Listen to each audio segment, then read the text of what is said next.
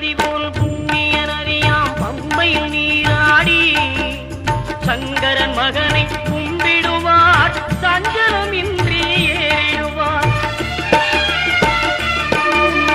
நீலிமலை ஏற்றம் சிவபாலனும் ஏற்றிடுவார். காலமெல்லாம் நமக்கே அருள்காவலனாயிருப்பார். தேகபலம் தா பாதபலம் தா தேகபலம் தா பாதபலம் தா தேகபலம் தா